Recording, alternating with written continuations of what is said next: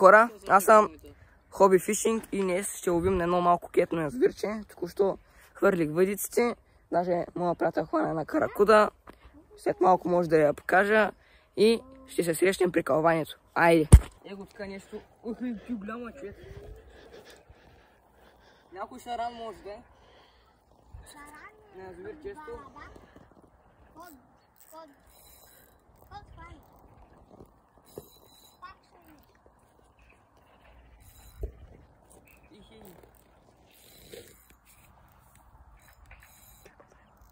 Кепа дай, бе. Анти, ела да снимаш, аз да му я кепна. Дай. Дай.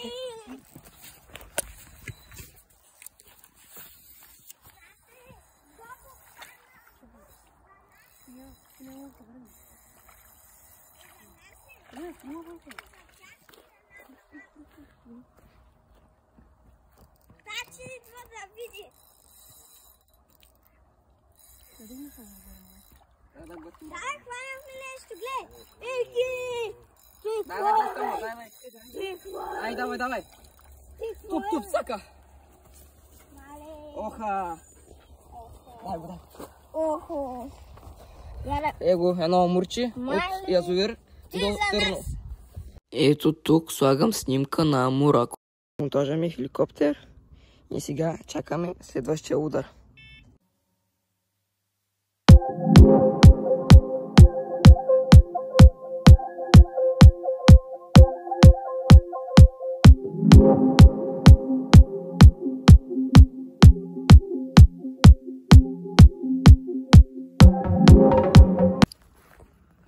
Второ кълване за днеска.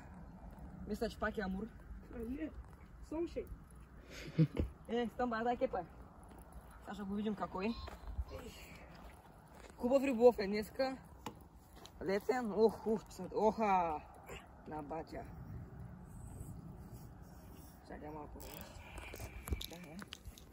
Да гърти малко въздух. Охо.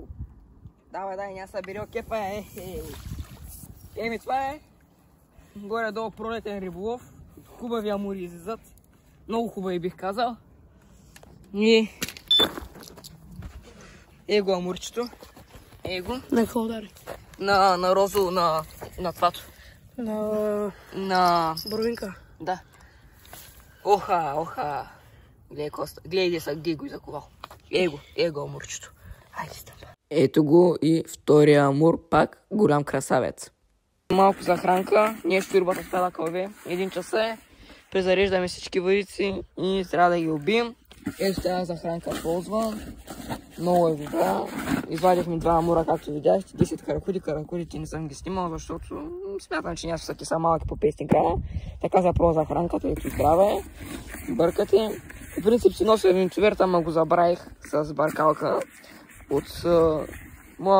Той е много добър приятел, ми го показва това Туршан Фишинг, не знам дълго знаете, може да го последвате. И така, айде, ще се видим през следващите рибки. И ето тук още 2 шарана, които хванаха моите приятели, можах да снимам ваденето. Каракуди хванахме, 30 на каракуди. Его, 30 на каракудки хванахме. Още една.